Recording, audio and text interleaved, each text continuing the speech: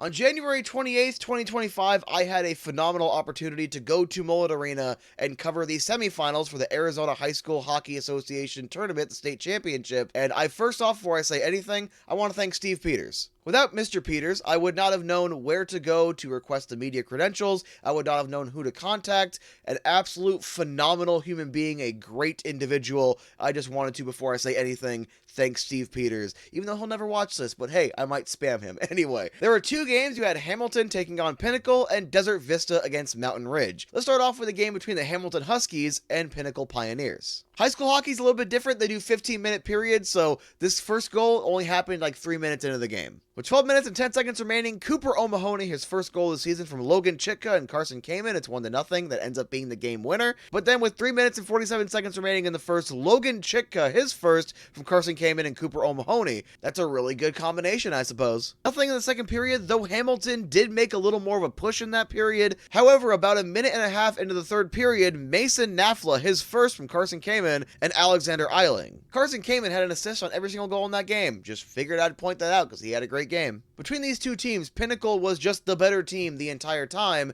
and I do just want to use one stat to kind of help illustrate that, and that is shots per period. Pinnacle had 15 shots in the first versus Hamilton's 8, 9-5 in the second, and then 15-7 in the third. Hamilton made such a desperate push in that third period, and they just couldn't score. But getting off to that rough of a start in the first period, not exactly great. And also, the penalties. They could not stay out of the box. That push started a little bit in the second. It was just a lot more, I guess, pronounced in the third period. But at that point, it was just too late. The amount of penalties, they were so far behind. They couldn't get in the groove. Hamilton, they put in a solid effort at the end. It just wasn't enough. Pinnacle controlled the pace of play throughout the majority of the game. And also, again, had more power plays. And also had a phenomenal goaltender in Mark Michelson, who stopped all 28 of those Husky shots. So with Pinnacle punching their ticket to the 2025 AHSHA Championship, now let's talk about Desert Vista and Mountain Ridge, and this game was immediately more action-packed.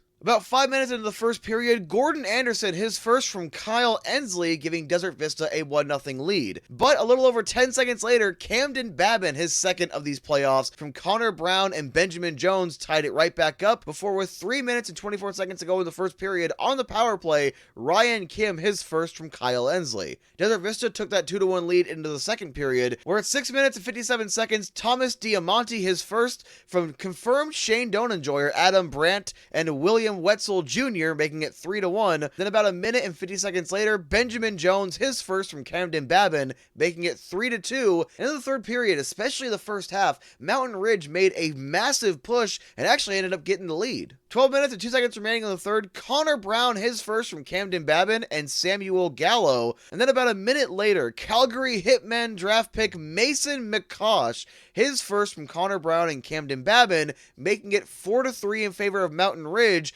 before, with 41 seconds to go, Kyle Ensley scores his third, sending this to overtime where nothing happens. You go to the shootout, where Mason McCosh ends up getting the game winner. Mountain Ridge wins 5-4, and they will take on Pinnacle for the 2025 AHSHA Championship. I do plan on being there to cover the game on February 1st, and out of these two games, the second one was just so much more close, action-packed, and Desert Vista and Mountain Ridge are two really good hockey teams that genuinely, that could have been the championship game right there. Not to take anything away from Hamilton, but between Pinnacle and Hamilton, one team was clearly better. Between Mountain Ridge and Desert Vista actually seemed like they were the better team throughout the majority, but Mountain Ridge, like I said, ends up coming through with their 2016 Coyotes jerseys. I had to point that out because I noticed it, and I know it's not the Coyotes 25th anniversary patch on the shoulder, but it sure looked a lot like that, so the sting of the Coyotes no longer being here is still